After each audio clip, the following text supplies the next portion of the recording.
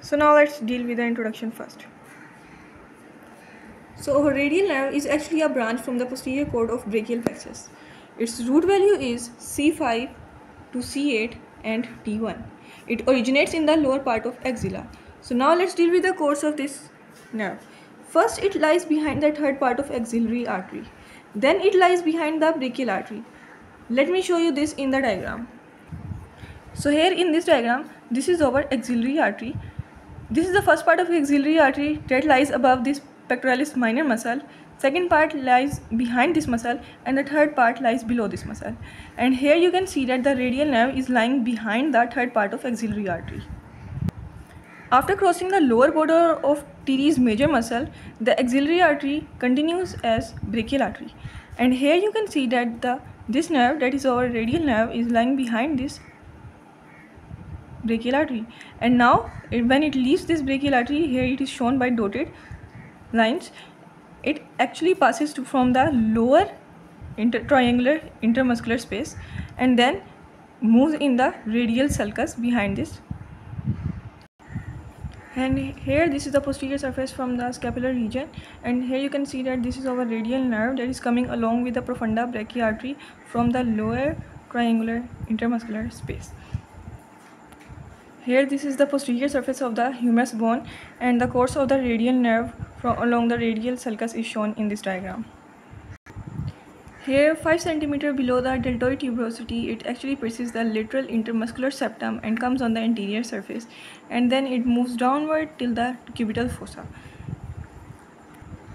In the cubital fossa, this nerve moves medial to lateral epicondyle and to become the lateralmost part of the cubital fossa contents, and it divides into two branches. One is the superficial and other is the deep. The deep branch, also known as posterior interosseous nerve, it pierces the supinator muscle, whereas the superficial branch, it is cutaneous throughout its course. So now let me revise again the course of this nerve. First it lies behind the third part of axillary artery, then behind the brachial artery, then it enters from the lower intermuscular space to reach the posterior surface of humerus bone, where it turns in the oblique radial sulcus on the posterior surface of humerus bone. Then 5 cm below the deltoid tuberosity, it actually pierces the lateral intermuscular septum to enter the anterior compartment. Then it moves medial to lateral epicondyle to become the lateralmost content of the cubital fossa, and then it divides into two branches. So now let's deal with the branches of this nerve along this course. So first, the muscular branches. So before entering in the radial sulcus, it gives branches to the long and medial heads of triceps brachii muscle. In the sulcus, it gives branches to the lateral and medial heads of triceps brachii muscle along with the muscle that is anconeus. And after this sulcus, it gives proprioceptive fibers to the brachialis muscle and motor fibers to brachioradialis and extensor carpi radialis longus muscle. Articular branches goes to elbow joint, and we have two cutaneous branches. One is the posterior cutaneous nerve of arm, and other is the lower lateral cutaneous nerve of arm and the posterior cutaneous nerve of forearm. So now let's deal with the branches of radial nerve in the cubital fossa.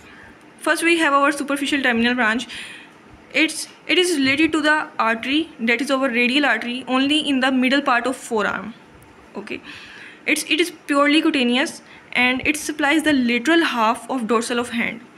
It divides into 4 terminal branches.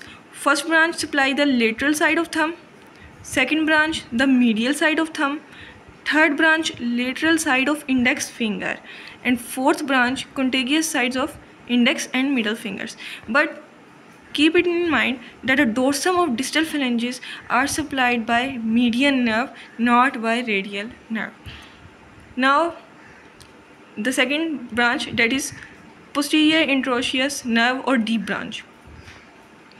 First it pierces the supinator muscle and it ends in a pseudoganglion in the fourth compartment. Muscular branches goes to before piercing supinator muscle goes to extensor carpi radialis brevis and supinator muscle. When it is piercing the supinator muscle, another branch goes to supinator muscle, and after piercing the supinator muscle, it gives muscular branches. 3 are short branches and 2 are long branches. The 3 short branches goes to extensor digitorum, extensor digiti minimi, and extensor carpi ulnaris muscles. Whereas the long branches, one is the medial long branch and other is the lateral. The lateral branch supplies 2 muscles. One is abductor pollicis longus and other is the extensor pollicis brevis. The medial supplies extensor pollicis longus and extensor indicis. The articular branches goes to wrist joint, distal radio ulnar joint, intercarpal and intermetacarpal joints. So all these joints are actually present in the wrist area.